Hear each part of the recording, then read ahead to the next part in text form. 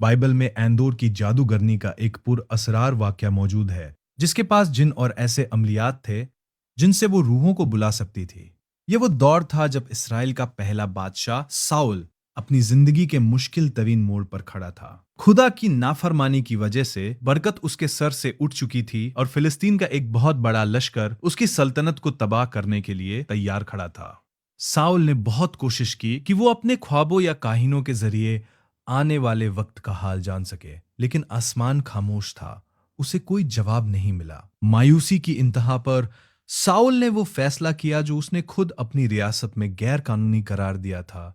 उसने जादू टोने का सहारा लेने का फैसला किया। साउल ने अपने खादिमों से कहा, मेरे लिए कोई ऐसी जादूगरनी को ढूंढो जो मेरा रूह से राब्ता करवा सकती हो, ताकि मैं उसके पास जाऊं और हकीकत दरियाफ्त करूं। खादिमों ने डरते डरते जवाब दिया, एंदौर में एक औरत है जो रूहों को बुलाने का इल्म रखती है। इस दौर में साउल ने खुद तमाम जादूगरों और फाल निकालने वालों को मुल्क से निकाल दिया था, क्योंकि ये खुदा के बताए कानून के खिलाफ था।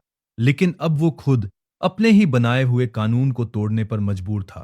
साउल ने अपना भेष बदला, शाही लिबास उतारकर आम आदमी के कपड़े पहने और दो आदमियों के साथ रात के अंधेरे में एंदोर के इलाके की तरफ रवाना हुआ। यह सिर्फ एक सफर नहीं था, बल्कि यह एक बादशाह का अपनी बादशाहत के खात्मे का आखिरी कदम था। जब सॉल इस जादूगरनी के पास पहुंचा तो उसने कहा, मेरे लिए गैब की खबर निकाल और जिसका नाम मैं लूं उसकी रूह को मेरे लिए हाजिर कर।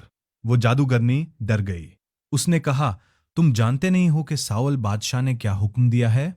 उसने तमाम जादूगरों को इस सरजमीन से खत्म कर दिया है। क्या तुमने मेरी जान लेने के लिए यह जाल बिछाया है?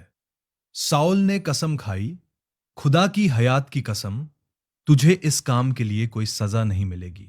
तब जादूगरनी ने पूछा, मैं तेरे लिए किसे बुलाऊं? साउल ने जवाब दिया, मेरे लिए सैमुअल की रूह को हाजिर कर। इस जादूगरनी ने अपने अमलियात को शुरू किया, लेकिन वो खौफ से चीख उठी। बादशाह साउल ने उसे तसल्ली दी, मत डर और मुझे बता कि तूने क्या देखा। जादूगरनी ने कपकपाती आवाज में कहा, मैं देख रही हूं कि एक बूढ़ा आदमी है जिसने चादर ले रखी है। साउल समझ गया कि यह समूएल है। उसने अपना सर झुकाकर उसे सजदा किया। समूएल की रूह ने साउल से वो सवाल किया जो आज भी बाइबल के पढ़ने वालों के रोंगटे खड़े कर देता है, तूने मुझे बुलाकर क्यों परेशान किया? साउल ने अपनी बेबसी बयान की कि फिलिस्तीनी उस पर हमला आवर है और खुदा मेरे से दूर हो चुका है। लेकिन समूएल की रूह ने उसे कोई तसल्ली नहीं दी। उसने कहा, जब खुदा तेरा दुश्मन बन गया है तो मुझसे क्यों पूछता है? तेरी बादशाहत तुझसे छीन ली गई है और दाऊद को दे दी गई है। कल तक तू और तेरे बेटे मेरे पास होगे, यानी तुम मर जाओगे। यह सुनते ही साउल की हिम्मत जवाब दे गई। वो जमीन पर गिर पड़ा, क्योंकि वो डर गया था और उसने कई घंटों से कुछ खाया भी नहीं था। अगले ही दिन बाइबल के मुताबिक जंग हुई। साउल के बेटे मारे गए और साउल ने अपनी ही तलवार पर गिरकर अपनी जिंदगी का खात्मा कर लिया। यह वाक्य हमें सिखाता है कि जब इंसान रोशनी का रास्ता छोड़कर अंधेरों की तरफ जाता है तो वापसी का रास्ता नहीं मिलता। यह वो रात थी जब एक बादशाह ने अपनी तकदीर बदलने की कोशिश की, लेकिन उसे सिर्फ मौत की खबर मिली।